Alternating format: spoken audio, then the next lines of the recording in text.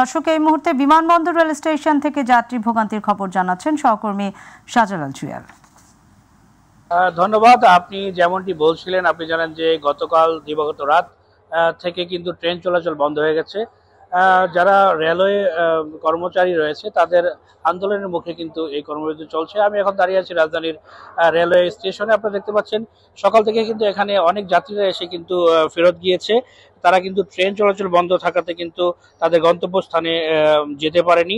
আপনারা যদি জানিয়ে রাখতে চাই, বাংলাদেশ রেলওয়ে রানিং স্টাফ ও শ্রমিক কর্মচারী ইউনিয়নের কেন্দ্রীয় কমিটির যে কর্মবিরতি চলছে সেই বিরতি কিন্তু তারা যতদিন তাদের তাদের দাবি দেওয়া না মেনে নেবে ততদিনের মধ্যে এই কর্মসূচি চলবে বলে আমরা জানতে পেরেছি। তবে এই স্টেশন মাস্টারের সাথে আমরা কথা বলেছি। স্টেশন মাস্টার যেটি বলেছে, যারা ট্রেনের টিকিটের মধ্যে কেটেছে তারা কিন্তু যারা ময়মনসিংহ সহ আশেপাশে জেলাগুলোতে রয়েছে তাদের জন্য কিন্তু বিআরটিসি বাসের ব্যবস্থা করেছে।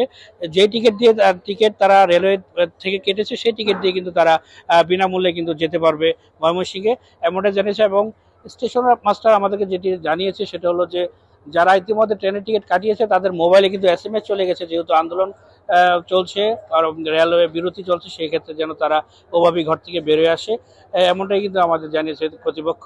এবং আপনাদেরকে জানিয়ে রাখতে চাই, ট্রেনের চালক এবং ট্রেনের চালক হেল্পার এবং যারা ট্রেনের দায়িত্বরত রয়েছে, টিকিট মাস্টার এবং সিকিউরিটি যারা ট্রেনের দায়িত্ব রয়েছে, তারা কিন্তু এই আন্দোলন করছে এবং তারা যতদিন এই তাদের দাবি দেওয়া মেনে না নেওয়া হবে ততদিনের মধ্যে এই আন্দোলন চালিয়ে যাবে বলে আমাদেরকে জানিয়েছে।